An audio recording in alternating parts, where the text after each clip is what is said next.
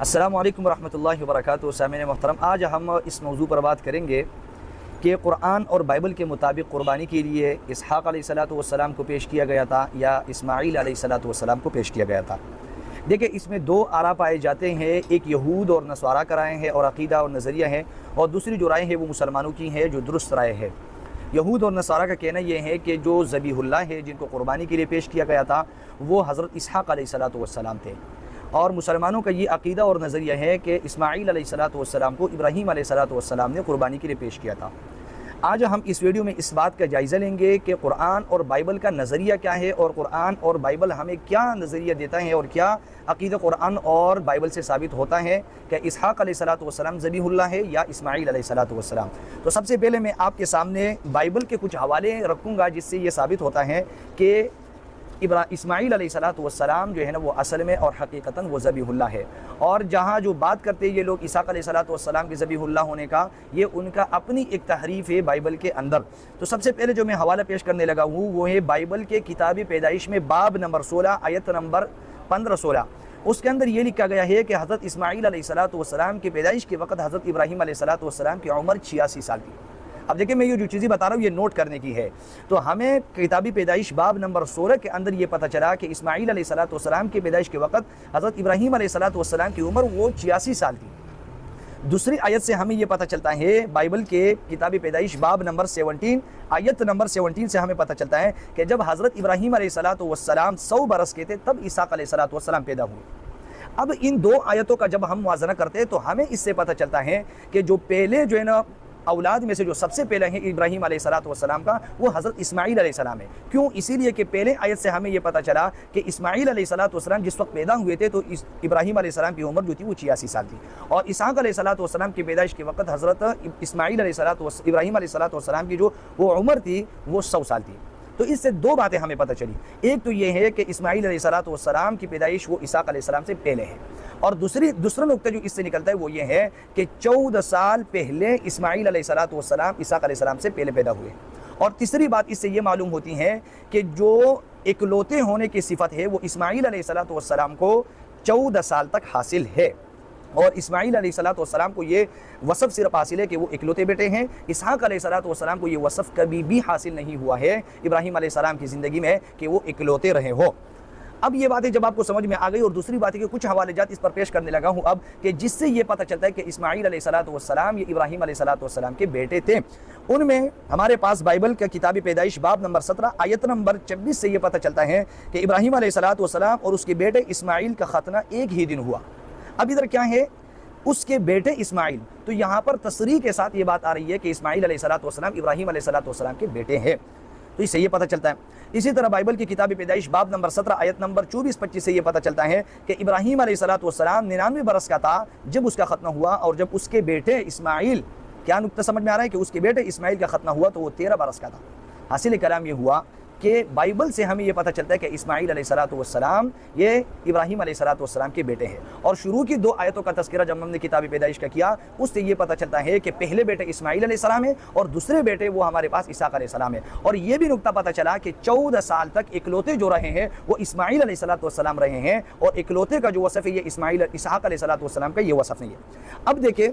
اصل نقطہ اور پوائنٹ کی جو بات ہے وہ ہمارے پاس یہ ہے کہ دیکھو آگے جو ہے اللہ تعالیٰ جو ہے فرماتے ہیں بائبل کی کتابی پیدائش باب نمبر 22 آیت نمبر 2 اور 16 کے اندر اللہ تعالیٰ نے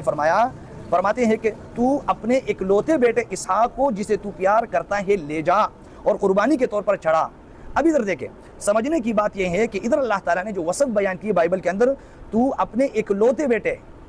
اکلوتے بیٹے اسحاق کو، تو میں نے شروع میں بتا دیا کہ ان شروع کی کتابی پیدائش کے دونوں آیتوں سے یہ پتہ چلا کہ اکلوتے کا جو وصف تھا وہ اسماعیل علیہ السلام کا تھا۔ تو آیا نعوذ باللہ اللہ تعالیٰ کو پتہ نہیں تھا اکلوتا کون ہے؟ اللہ کے علم میں یہ نہیں تھا۔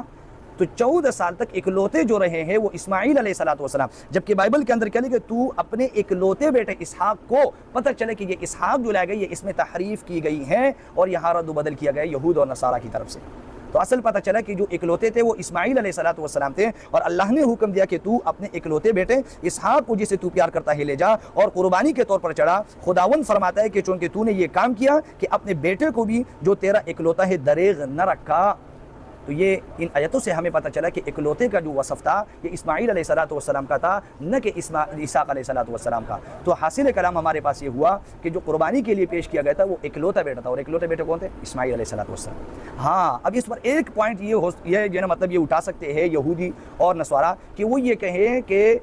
اسماعیل علیہ السلام وہ حضرت ابراہیم علیہ السلام کی زندگی میں دنیا سے چلے گئے ہیں، اس تناظر میں اور اس طور پر پھر اسحاق علیہ السلام اکلوتے بن سکتے ہیں۔ لیکن میں یہ بات بتا دوں کہ بائبل ہی کے اندر موجود ہے کہ اسماعیل علیہ السلام جو ہے نا وہ ابراہیم علیہ السلام کی زندگی میں دنیا سے رخصت نہیں ہوئے ہیں، کیونکہ بائبل کے اندر موجود ہے کہ دونوں بھائیوں نے، ابراہیم علیہ السلام کے دونوں بیٹوں نے ایک ساتھ اپنے والد ابراہیم علیہ السلام کی تدفین کی ہے۔ یہ اس سے پتہ چلتا ہے، ہمیں پتہ چلتا ہے بائبل کے کتاب پیدائش باب نمبر 25 آیت نمبر 7، 8 اور 9، اس سے پتہ چلتا ہے کہ حضرت ابراہیم علیہ السلام 175 برس کی عمر میں فوت ہوئے، اور ان کے بیٹے اسحاق علیہ السلام اور اسماعیل علیہ السلام نے مکفیلہ کے غار میں اسے دفن کیا۔ تو اس سے بھی ہمیں پتہ چلتا ہے کہ ابراہیم علیہ السلام کی جو وہ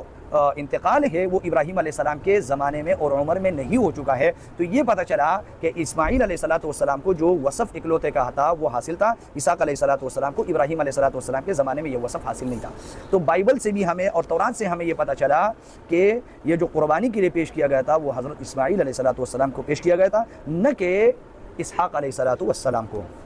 اب آتے ہیں قرآن مجید کی طرف۔ قرآن مجید میں سورۃ الصافات آیت نمبر 37 اور آیت نمبر 99 تا 112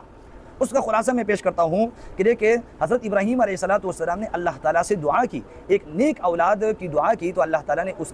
دعا کے جو ہے نا بدولت ان کو ایک لڑکے کی خوشخبری دے دی، اور جو ہے نا وہ نرم دل لڑکا ان کو عطا فرما دیا۔ وہ جب دوڑنے اور کھیلنے کی عمر تک پہنچا تو پھر اللہ تعالیٰ نے ان کی قربانی کا حکم دیا کہ اس کو قربان کر دو۔ ابراہیم علیہ السلام نے اس حکم کی تعمیل کی، اس کے بدلے پھر اللہ تعالیٰ نے ایک اور بیٹے کی بشارت دے دی۔ تو پتہ چلا کہ دو بیٹے تھے، اور ایک بیٹا وہ تھا